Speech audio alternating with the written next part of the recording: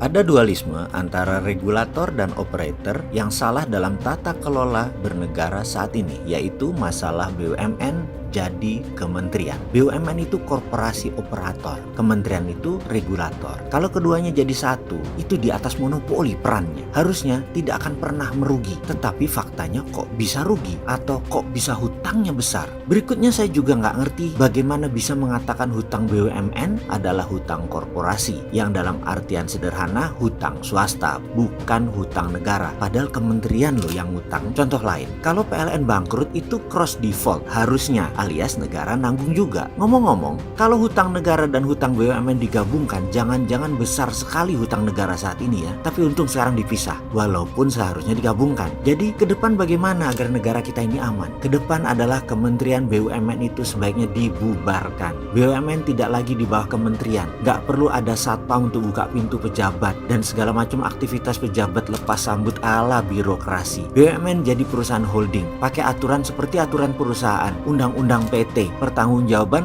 hanya terhadap pemegang saham. Tidak perlu undang-undang keuangan negara sebagai aturan baku untuk para eksekutif perusahaan BUMN, seperti halnya pembukuan di kementerian. Bisa lebih leluasa dalam mengembangkan usaha tanpa ketakutan yang berlebihan. Tidak ada lagi ancaman pasal merugikan keuangan negara. Para eksekutif itu bisa berlindung sepenuhnya pada undang-undang perseroan terbatas atau PT, seperti perusahaan swasta pada umumnya. Kita jadi bisa bersaing seru dengan swasta. Mereka cukup berbekal pada persetujuan RUPS, Rapat Umum Pemegang Saham. Itulah lembaga tertinggi dalam sebuah perusahaan. Begitu RUPS sudah menyetujui, maka ini menjadi tindakan aksi korporasi. Tidak akan lagi dikenakan undang-undang keuangan negara. Tidak akan lagi kesalahan prosedur tender itu ini mengganggu kita. Dan titipan pejabat atau anggota dewan yang terhormat yang suka nitip proyek semua pakai RUPS. Mereka tidak mempan dan tidak bisa mengendalikan BUMN saat ini. Selama RUPS sudah menyetujui, langsung dijalankan. Ini akan jadi sejarah baru. Semua berkompetisi sehat. BUMN sejajar kompetisinya dengan swasta dan ini akan mengurangi beban APBN. Sungguh, hal ini sejalan dengan keputusan MK bahwa anak sapi bukan sapi, atau pernyataan kemarin di mana Mahkamah Konstitusi sewaktu ditanya apakah Mandiri Syariah anak Bank Mandiri itu BUMN, maka diputuskan oleh MK bukan BUMN. Yang dimaksud MK adalah dalam bahasa gampangnya anak BUMN bukan BUMN. Ya sekalian aja BUMN-nya bukan sapi. Lah kan anaknya anak sapi bukan sapi, alias nggak pakai undang-undang keuangan negara, lepas pakai undang-undang perusahaan. Sesimpel itu. Jadi BUMN harus tidak boleh jadi kementerian lagi. Dengan demikian BUMN jadi lincah, jadi profit orientasinya, dan bisa buang 500 anak usaha yang tidak produktif dari 800 yang saat ini. Buat 5 holding, tidak perlu membangun super holding. 1.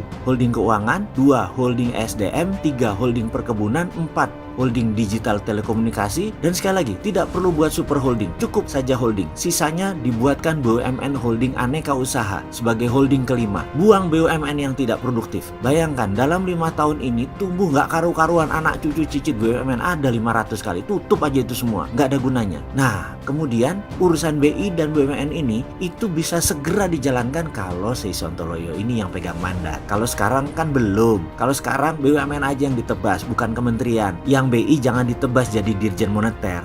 Gak enak sama IMF.